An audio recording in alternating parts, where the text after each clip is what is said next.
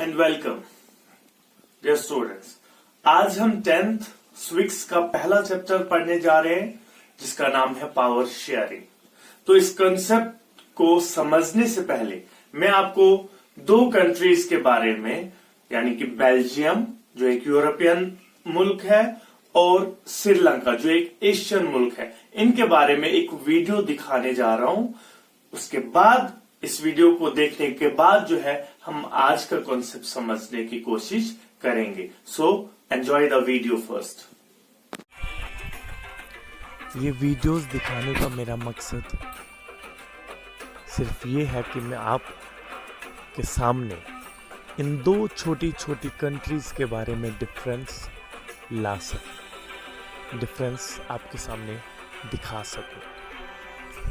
Cultural, lingual, geographical difference ये तो है, लेकिन जो मैं आपको आपके नॉलेज में लाने की कोशिश कर रहा हूँ इन वीडियोस के जरिए वो है डेवलप्ड और अंडर डेवलप्ड। जो अभी आप देख रहे हैं वो है श्रीलंका, जो एक अंडर डेवलप्ड सा लग रहा है। और इसके बाद जो आप कंट्री का वीडियो देखने जा रहे हैं वो है बेल्जियम का, जो एक कंप्लीटली डेवलप्ड नेशन सा लग रहा है, जो अभी आप देख पाएंगे अपनी स्क्रीन पे। ये क्यों, ये डेवलप्ड और अंडर डेवलप्ड क्यों? बेल्जियम में पावर अच्छे से शेयर हुई तो डेवलप हो गया, श्रीलंका में पावर अच्छे से बांटी नहीं गई तो अंडर डेवलप्ड रह गया। तो यही मैं आपके सामने लाने की कोशिश कर रहा हूं, जो अब हम आगे टॉपिक में समझने की कोशिश करेंगे। तो चलिए टॉपिक की ओर। तो सबसे पहले हम पावर शेयरिंग की मीनिंग जानने की कोशिश करेंगे। तो अगर सिंपल वर्ड्स में देखा जाए तो पावर शेयरिंग की मीनिंग जो है डिस्ट्रीब्यूशन ऑफ पावर, यानी कि पावर को बांटना अमंग डिफरेंट कम्युनिटीज और डिफरेंट लेवल्स ऑफ गवर्नमेंट। तो सिंपल वर्ड्स में अगर हम देखें तो पावर शेयरिंग होता है पावर को बांटना कम्युनिटीज के बीच में इक्वली या फिर डिफरेंट लेवल्स पे पावर को बांटना। ठीक है, अब इस कॉन्सेप्ट को समझने के लिए हम दो कंट्रीज के एग्जांपल लेंगे, उसके बाद हमें ये कॉन्सेप्ट के बारे में क्लियर अंडरस्टैंडिंग होगी, जो जिन कंट्रीज के बारे में मैंने अभी आपको वीडियो भी दिखाया। और वो है बेल्जियम जो एक यूरोपियन मुल्क है और श्रीलंका जो एक एशियन नेशन है। तो सबसे पहले हम जानने की कोशिश करेंगे बेल्जियम के बारे में और वहां पर कैसे पावर को डिस्ट्रीब्यूट किया जाए। डियर स्टूडेंट्स, सबसे पहले मैंने आपके सामने बेल्जियम का मैप बना रखा है। सबसे पहले हम यहां पर ये देखेंगे कि यहां की पॉपुलेशन कंपोजिशन क्या है। मैंने यहां पर ये जो है ये नॉर्दर्न रीजन है बेल्जियम का,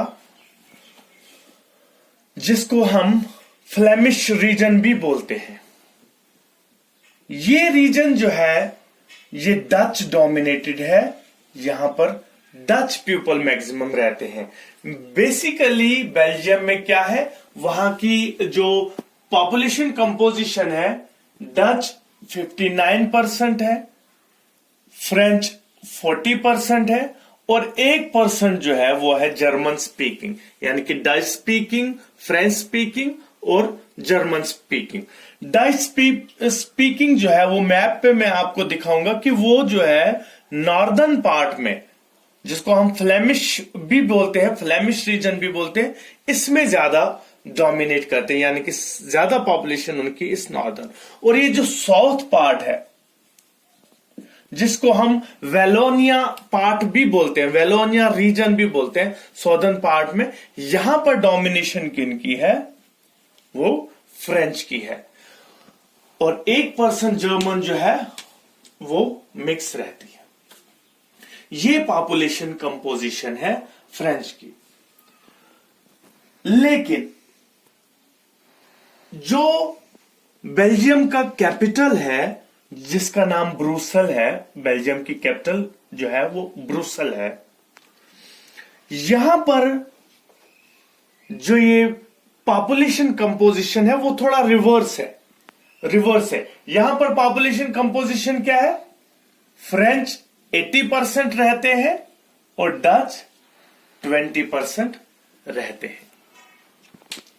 अब क्या है, जनरली ये जो डाइवर्सिटी है वहां पर, ये जो लिंगुअल डाइवर्सिटी बेल्जियम में है, इसकी वजह से थोड़ा सा प्रॉब्लम होने लगी।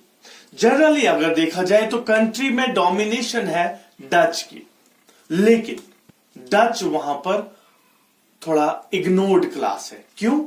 क्योंकि ये जो फ्रेंच पीपल है ये थोड़ा सा रिच है और पावरफुल है, जिसकी वजह से मैक्सिमम प्रिविलेजेस जो है वो उन्हीं के पास है। ये जो है मेन रीजन रहा जिसकी वजह से वहां पर टेंशंस आने लगी, क्योंकि सारी प्रिविलेजेस फ्रेंच के पास थी। डच जो है उनको इग्नोर किया जाता था। क्यों? क्योंकि ये जो फ्रेंच थे वो थोड़ा पावरफुल थे।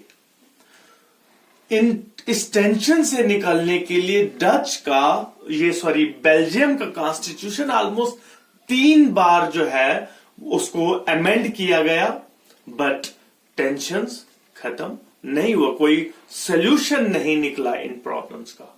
तो इससे पहले कि ये टेंशन जो है सिविल वॉर का रूप लेती, क्योंकि पॉपुलेशन डच की ज्यादा, डच डोमिनेशन थी बेल्जियम में, लेकिन प्रिविलेजेस 60 के मुकाबले 40% लोग यानी कि फ्रेंच लोग जो है वो एंजॉय कर रहे थे।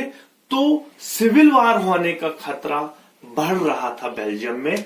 तो इससे पहले वहां पर सिविल वॉर होता तो क्या हुआ कि वहां पर 4th टाइम जो है अमेंड होता है बेल्जियम का constitution with an exemplar way, means एक बहुत ही अच्छे तरीके से वहां पर 4th टाइम कॉन्स्टिट्यूशन को अमेंड किया गया, ताकि वहां पर पीस प्रिवेल हो, वहां पर कोई सिविल वार ना हो, वहां पर कोई झगड़ा ना हो, बल्कि क्या हो, अमन हो। अब कैसे अमेंड किया कॉन्स्टिट्यूशन, जिसकी वजह से वहां पर वो सारे लोग पीसफुली रहने लगे और प्यार से रहने लगे, तो वो हम देखेंगे कि कैसे उन्होंने अपना कॉन्स्टिट्यूशन जो है वो अमेंड किया।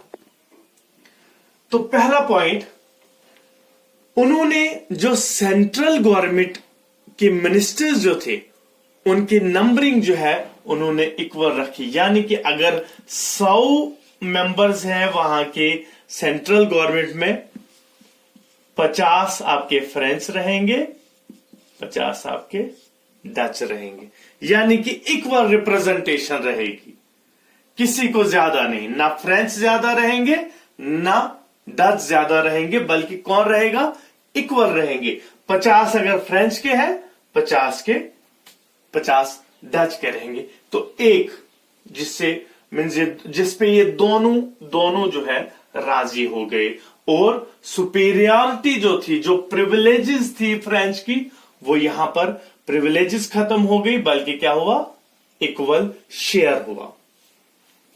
दूसरा पॉइंट, कोई भी स्पेशल लॉ अगर हो तो कोई भी एक ग्रुप, यानी कि ना ही फ्रेंच ना डच उस पर सिंगल हैंडेडली डिसीजन ले सकते हैं, या बल्कि उनको कैसे डिसीजन लेना है, दोनों की रजामंदी से, फ्रेंच भी और डच भी मिलकर जो है उस पे कोई भी डिसीजन ले सकते हैं।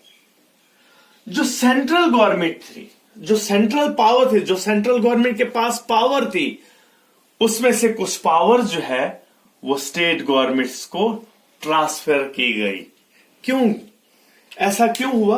क्योंकि देखिए, ब्रुसल में तो 50-50 हो गया, क्यों ब्रुसल में अब यहां पर फ्रेंच 80% थे, सिर्फ डच सिर्फ 20% थे, लेकिन फ्रेंच एग्री क्यों कर गए इस पर कि 50-50 सीट्स होंगी? क्योंकि उनको पता था कि वो मेजॉरिटी में सिर्फ ब्रुसेल में है, लेकिन रेस्ट ऑफ द कंट्री में अगर देखा जाए तो मेजॉरिटी में कौन है? डच है। और डच ने एग्री किया था कि हम हर जगह पे, हर स्टेट में ये जो मेंबर्स की रेशियो है वो सेम रखेंगे।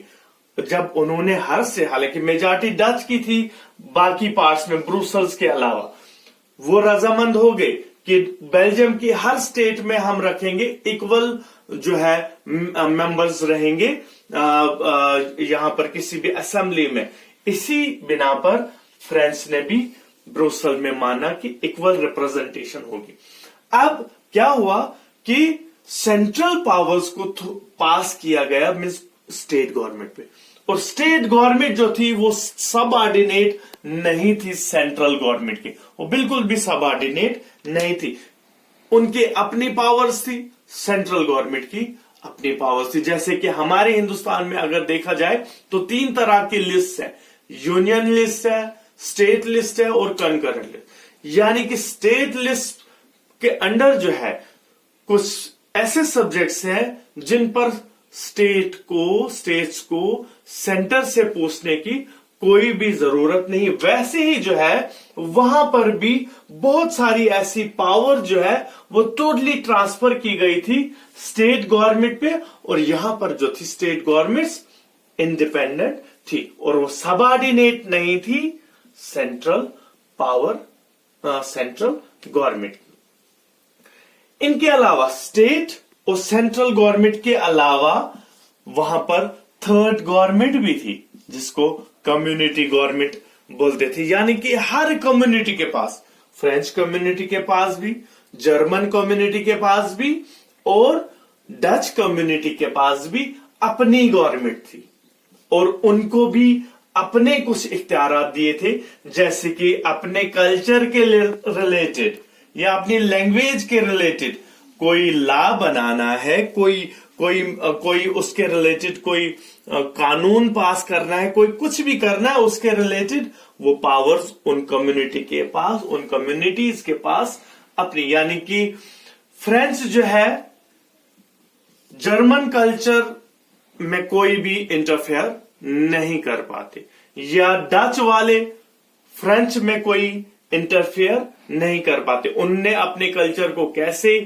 प्रोपागेट करना है, कैसे उसको ट्रांसमिट करना है, वो सारा जो है वो डिपेंड कर, क्योंकि उन कम्युनिटी के पास जो थी अपनी गवर्नमेंट थी, और उस गवर्नमेंट के तहत उनको कोई भी कल्चरल इश्यू है, कोई भी लिंगुअल इश्यूज है, उस पर जो है वो खुद चीजें डिसाइड करते थे। तो डियर स्टूडेंट्स, इससे हमें पता चलता है कि कैसे बेल्जियम में पावर को एकोमोडेट किया गया, कैसे बेल्जियम में पावर को शेयर किया गया।